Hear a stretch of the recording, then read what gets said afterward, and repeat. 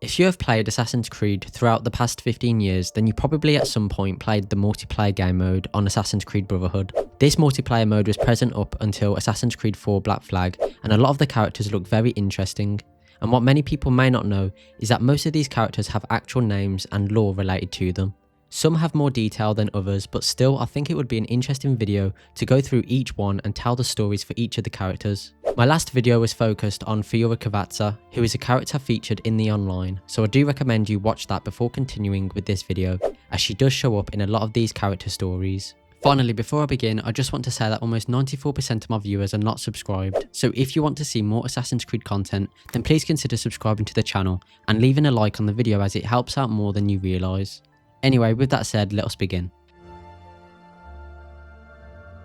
Baltasar de Silva served as Cesare Borgia's master spy and was a devoted member of the Templar Order. Though he posed as a humble barber, his true occupation was gathering intelligence for the Borgias, particularly on their greatest rivals, the Assassins. At one point, Baltasar partnered with Fiora Cavazza to study the Assassins more closely. Their method was bold. They used one of Cesare's senators as bait, a notoriously corrupt man who had already survived a previous assassination attempt. For several days, Baltasar and Fiora shadowed him in secret, waiting for the assassins to strike. They witnessed the senator's assassination firsthand and attempted to pursue the assassin afterward, but were unable to keep pace. Even so, Baltasar considered the mission a success. He carefully observed the assassin's movements, attire, and weapons, especially the hidden blade, and took detailed notes. He continued collecting intelligence in the days that followed, reporting everything directly to Fiora.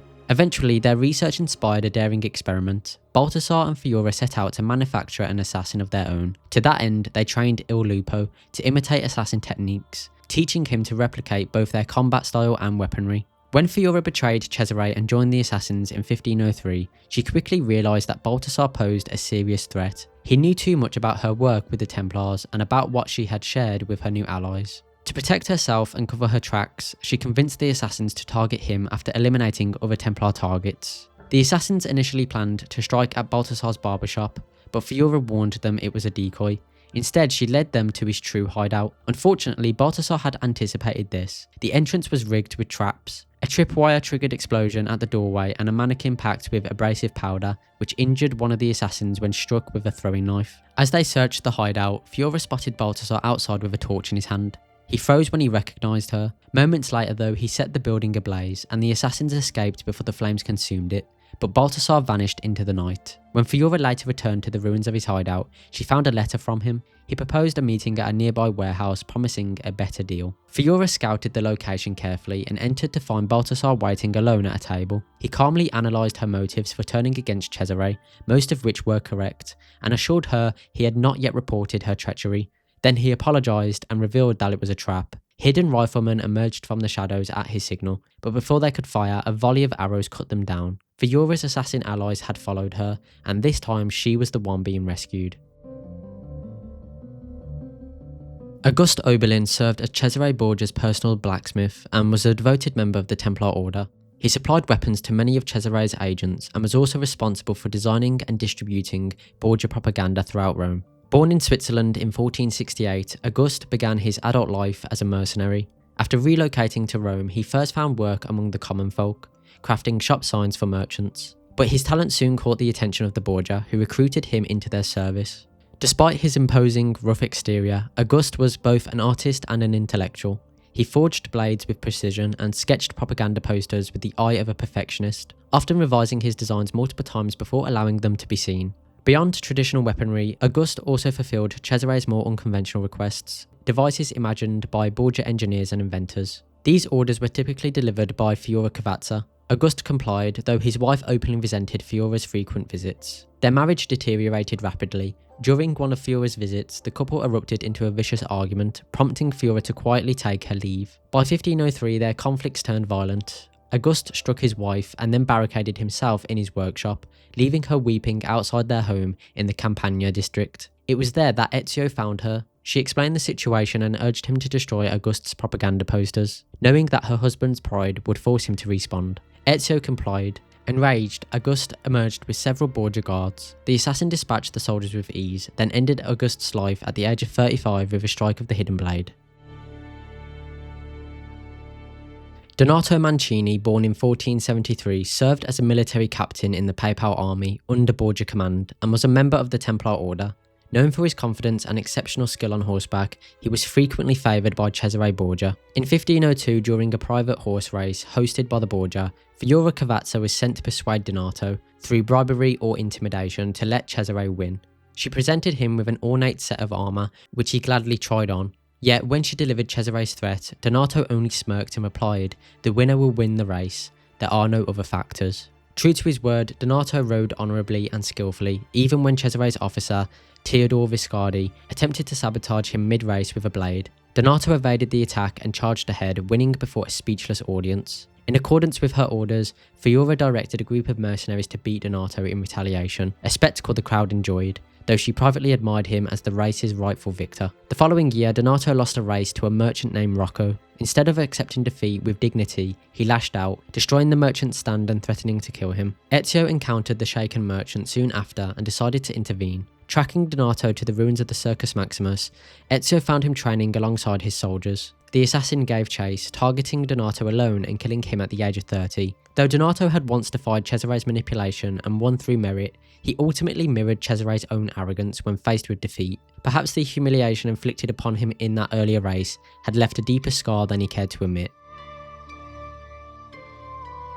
Malfatto was a notorious serial killer of courtesans in Rome, feared widely enough to draw the attention of Cesare Borgia himself. Rather than having him executed, Cesare sought to recruit the murderous doctor into his personal ranks. In 1502, he sent his envoy, Fiora Cavazza, to deliver a letter of absolution as an invitation.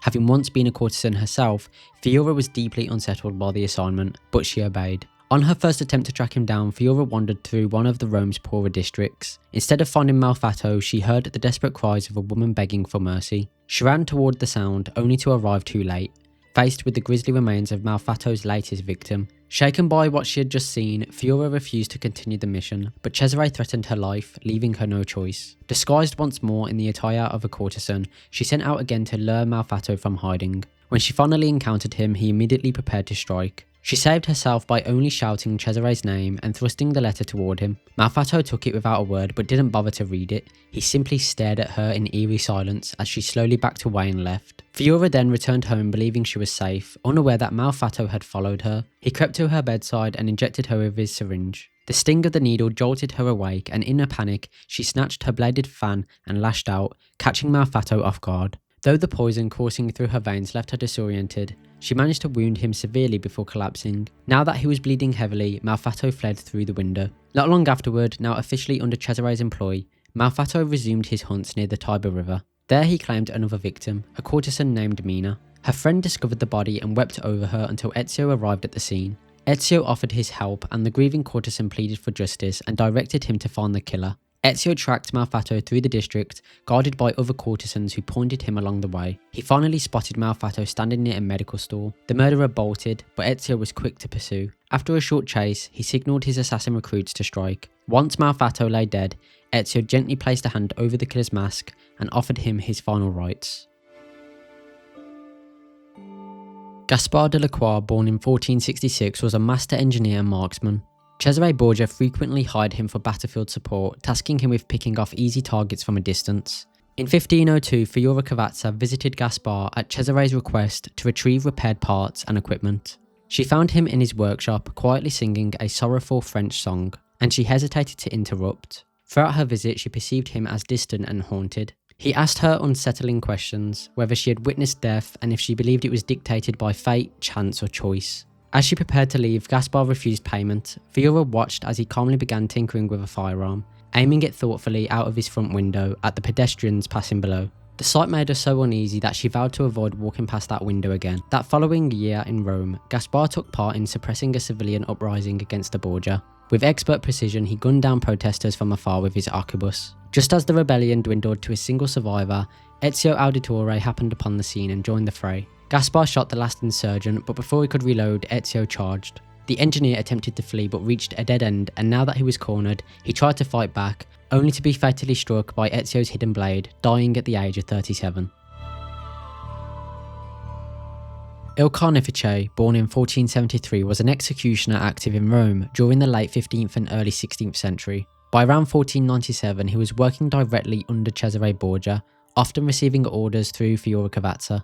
During one such exchange, Fiora delivered a list of Cesare's next condemned targets. Il Carnefice studied it solemnly before telling her that her name was on the list. After letting the tension build, he burst into laughter and admitted it was a prank and that he couldn't even read. As one of Cesare's executioners, Il Carnefice carried out his duties with disturbing enthusiasm. He relished the violence, often dismembering his victims and flaunting their remains before cheering crowds. Fiora once described him as a beast, more revolting than intimidating.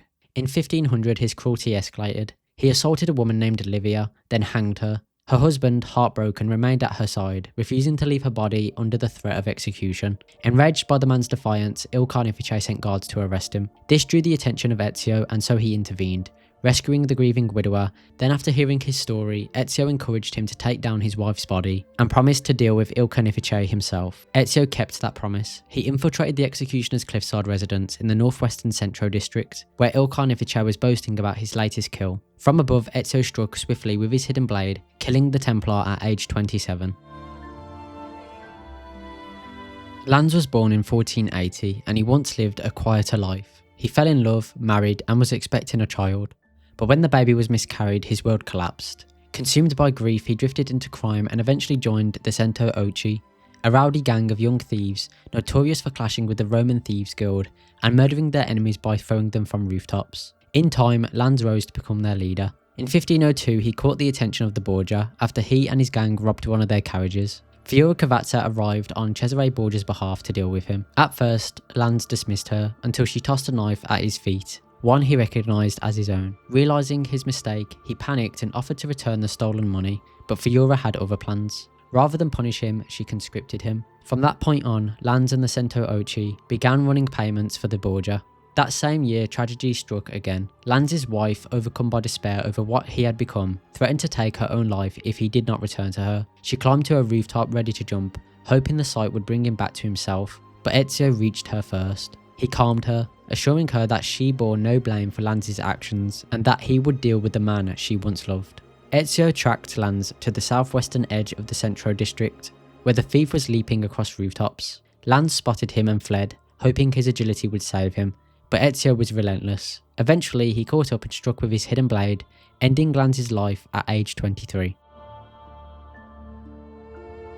Cahine and Cahar were a twisted duo of French noble-born siblings who abandoned all dignity in favour of bloodshed and theatrics. Clad in matching Harlequin costumes, they turned murder into performance art, and Cesare Borgia eagerly hired them for it. Around 1497, they staged a lively show to lure a foreign noble, rumoured to have royal blood, into letting his guard down. As Cahar dazzled the crowd by juggling her daggers, Cahine silently slipped behind their target and drove a blade through his chair, killing him instantly. Then the real performance began. At Fiora Cavazza's signal, Cahar whipped her daggers into the throats of two unsuspecting guests, while Fiora herself joined the slaughter. By the time the screams stopped, every spectator lay dead. Years later, in 1502, Fiora was betrayed by Cesare and defected to the assassins, determined to make her former allies pay. In 1503, she led a strike team to hunt down Cahine and Cahar, who were once again performing in the streets of Rome. Cahar was the first to notice. Without hesitation, she hurled a smoke bomb into the crowd to cover their escape. As civilians scattered, Cahine made a run for it, but the assassins were ready. Cornered, he drew a dagger and fought with surprising agility, dodging rapier thrusts with practiced grace. But it wasn't enough. The assassins overwhelmed him, striking him down together. Cahar saw her brother die and she snapped. Consumed by rage, she didn't flee or beg. Instead, she lunged straight for Fiora, determined to tear her apart with her own hands. The assassins held back, forming a silent ring as the two women clashed steel against steel. Cahar fought like an animal cornered, each strike fueled by grief. But Fiora held her ground. Blow by blow, Cahar's fury burnt out, replaced by exhaustion. At last, her strength gave way, and she dropped her weapons to crawl to Cahine's lifeless body. There she gathered him into her arms. Shortly after, an assassin stepped forward with a crossbow ready in their hand. Cahar never turned around. The bolt struck clean through her skull, ending the Harlequin act forever, just as she clutched her brother one last time. There's really not much information on Verullo Gallo. He was a knight in Renaissance Italy, and from what little we do know, he had a solid reputation as a military leader. His army won battles pretty consistently, which made him valuable, and he knew it. Because of his success rate, he charged higher prices for his services. And that's basically it. No records of his personal life, no major events tied to him, no known alliances or betrayals, just a guy who led armies, won fights, and made sure he got paid for it. Charles de la Motte, a French Marquis and seasoned warrior, served both his homeland and the Templar cause with ruthless pride.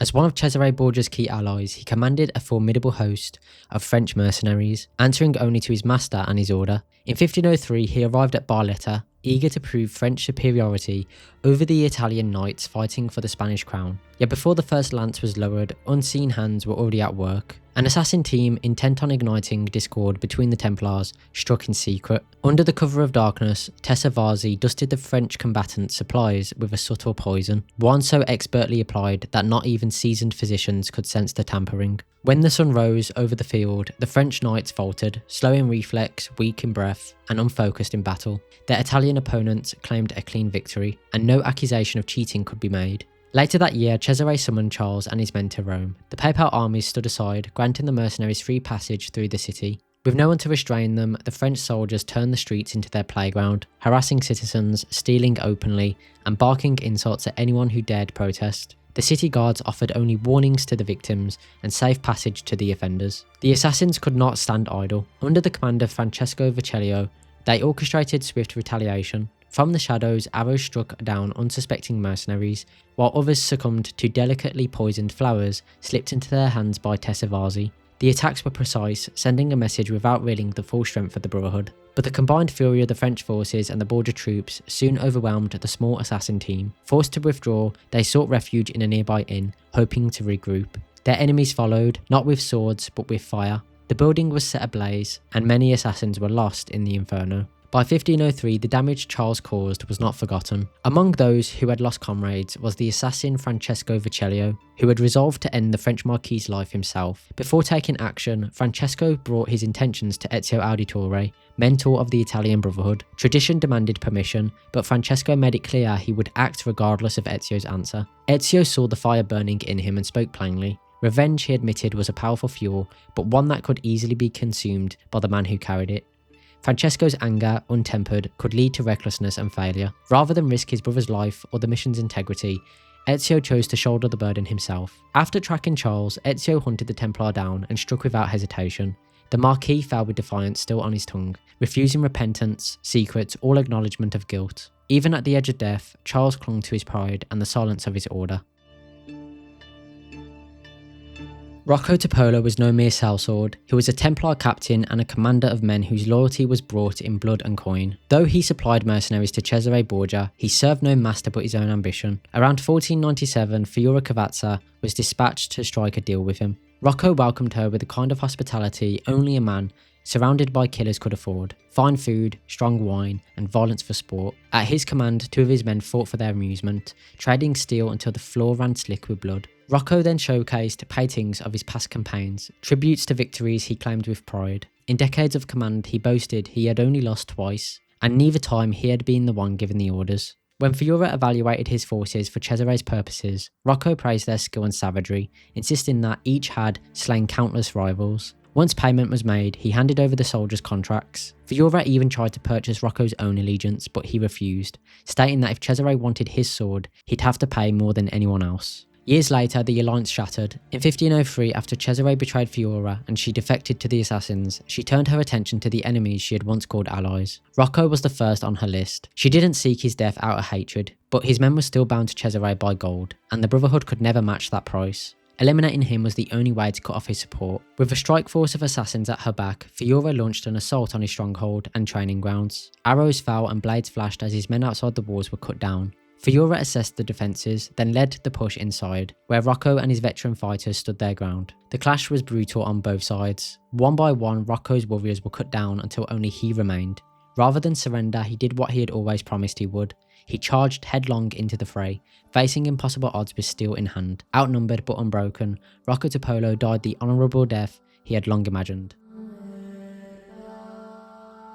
Silvestro Sabatini was born in 1472, and though he liked to dress himself in titles and silk, he was no actual noble. He was a human trafficker and a Templar loyal to Cesare Borgia. He clawed his way upward through flattery, cruelty and coin. He was the cousin to Andrea Sabatini, a student of Raphael, but Silvestro's ambitions were far removed from the art of honour. At some point he struck a deal with the Borgias, trading loyalty for status. That loyalty didn't spare him when he failed Cesare. After botching a mission involving a courtesan sometime before 1502, he was dragged before Micheletto Carella. As punishment, Micheletto severed Silvestro's left arm. When Silvestro's services became useful again, Fiora Cavazza was sent to deliver a replacement, a mechanical arm forged by Cesare's engineer. Silvestro scoffed at first, sneering that the arm was too plain, unadorned by jewels or rare metals. But when Fiora offered to take it back to Cesare, he seized the device and fitted it to his shoulder without another complaint. Restored at least in function, Silvestro resumed his work under Borgia command. From Palatine Hill he ran a slave operation that preyed on Rome itself. His men snatched citizens from the streets, men, women and even children, and loaded them onto ships bound for profit.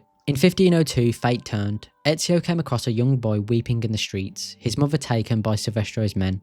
Ezio chose to intervene. Tracking Sabatini through the Centro district, he shadowed him back to his base at Palatine Hill. Once there, Silvestro was seen negotiating over his captives with a woman, only to send her away in a rage when she dared question his mechanical arm. His thoughts turned dark, he seemed ready to silence her permanently, but he never got the chance. Ezio did not strike alone, he dispatched the assassin recruits to end Sabatini's life once and for all.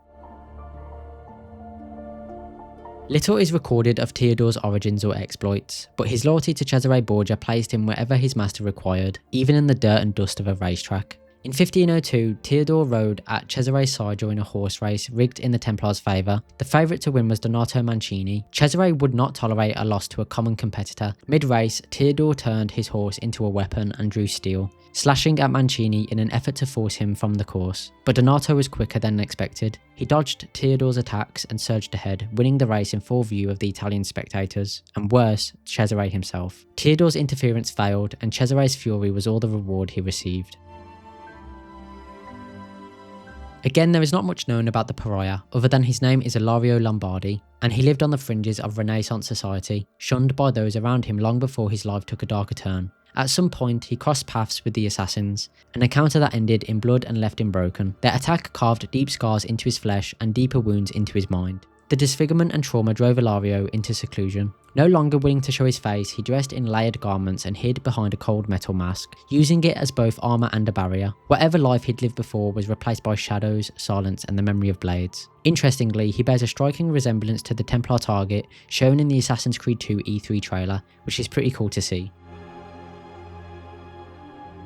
Ristoro, born in 1465, was a Minim priest in name only and a Templar in truth. Despite his vows, he was a regular at the Rosa in Fiore, the most sought after brothel in Rome. Around 1500, when Cesare Borgia began gathering useful allies, Ristoro quickly caught his attention. In exchange for a steady supply of girls to satisfy his vices, Ristoro provided Cesare with things only the church could grant: sacred icons, forged amulets, official seals, coins for bribes, and letters of condemnation or absolution as needed. His corruption was a valuable commodity. Fiora Cavazza had known him during her time as a courtesan, and despised him for his perversity. When she later entered Cesare's service and was forced to deliver girls to him once again, she hoped he wouldn't remember her. He did. He singled her out, stroked her cheek, and called her his favourite until she drove her boot into his groin, and threatened him with Cesare's anger. He shrank back, only to reach for her again, before being distracted by the other girls.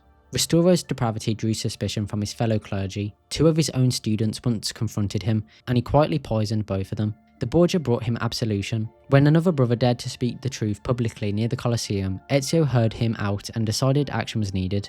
Ezio tracked Ristoro to a church where the priest stood flanked by Borgia guards and armed with a spear. The assassin dispatched the soldiers with ease and struck from above, driving his hidden blade into the corrupt priest and ending his life once and for all. Il Lupo, or the Wolf in English, was a Templar agent trained to mimic the assassins themselves. After Fiora Cavazza and Baltasar had spent time stalking and studying the Brotherhood, they decided to fashion a weapon in their likeness. They trained Il Lupo in everything they had observed: the assassin's agility, their stealth, their killing techniques. To complete the imitation, he was given his own version of the hidden blade. Once his training was complete and his orders drilled into him, Cesare Borgia dispatched him on missions as a counterfeit assassin in the Templar service.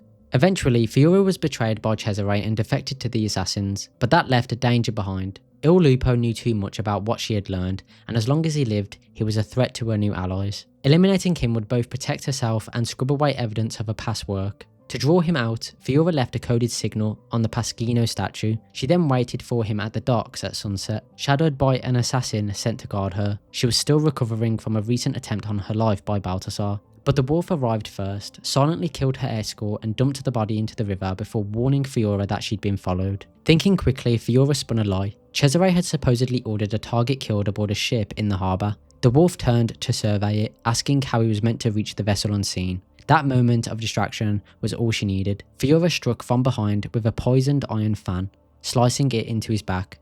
He lashed out, struck her, and drew his rapier, but the toxin was already at work. He choked, vomited, and spat curses and questions at her as he died. An imitation assassin undone by the very deception he'd been moulded to emulate.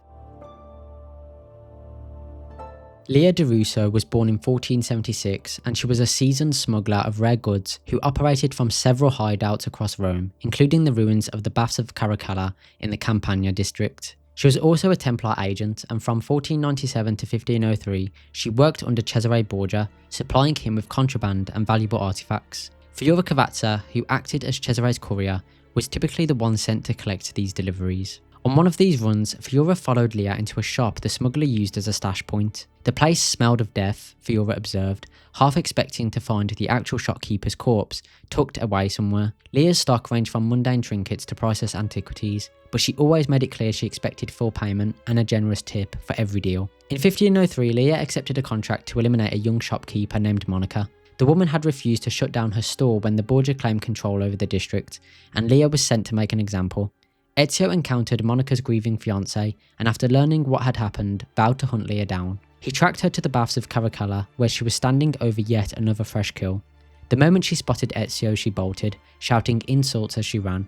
But the chase was short-lived. Ezio overtook her and dispatched her with his hidden blade. Leah holds a small but notable place in assassin history. She was the first woman Ezio ever killed, and one of only 3 female targets he eliminates across the entire series. Faustina Collari was a thief in Renaissance Rome, born into poverty and driven to stealing simply to stay alive. She was intensely close to her brother, and the two relied on one another completely. Faustina swore she would protect him with her life, just as he always looked out for her. Their bond was so strong that they split a single pair of scissors into 2 blades, fashioning matching weapons to carry with them. However, at some point, Faustina failed to keep her promise she made. Her brother was lost, and the weight of that broken vow stayed with her forever. And that is all we know about her. And that is every online character explained, with the exception of the courtesan, who is of course named Fiora Cavazza, but I do have a video on her and it will be linked in the description in case you want to watch it. The other one is called the Dama Rosa, and the reason she wasn't featured in the video is because there is literally no information on her at all, not even a name. Anyway, with that, I hope you enjoyed the video, thank you for watching, and I hope to see you in the next one.